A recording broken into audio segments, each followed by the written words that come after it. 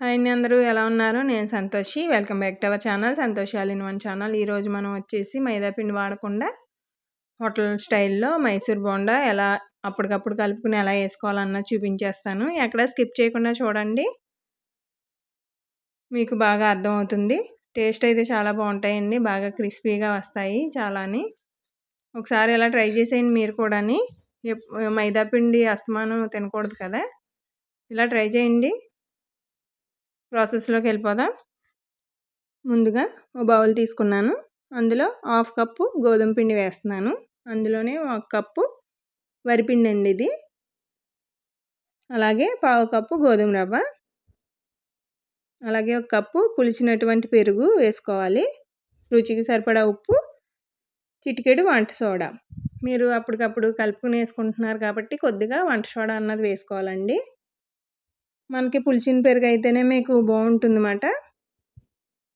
మైసూర్ బోండా అన్నది టేస్ట్ బాగుంటుంది కాబట్టి పులిచిన పెరుగు వేసుకోవాలి.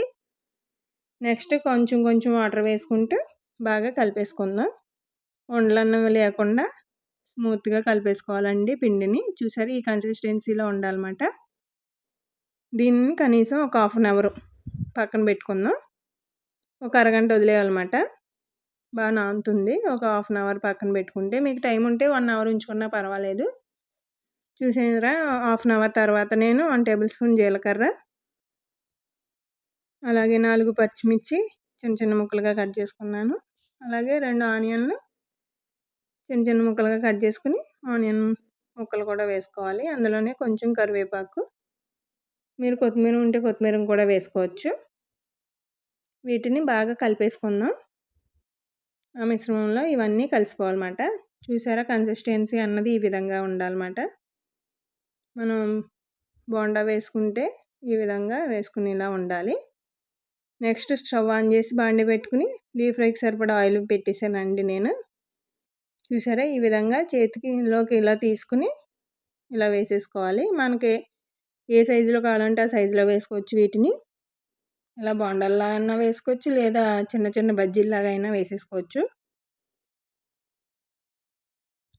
మనకు బాండీకి సరిపడా బజ్జీలు వేసేద్దాం. వాటంతటా అవే పైకి లేస్తాయండి, మనం కదపనవసరం లేదన్నమాట.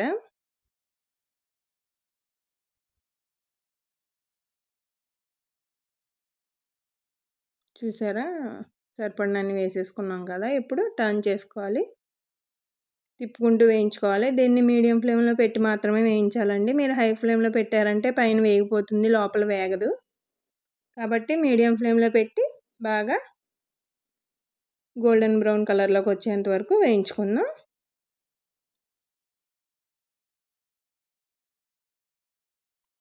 తిప్పుకుంటూ వేయించుకోవాలి, అప్పుడే ఈవెన్గా వేగుతుంది బోండా అన్నది.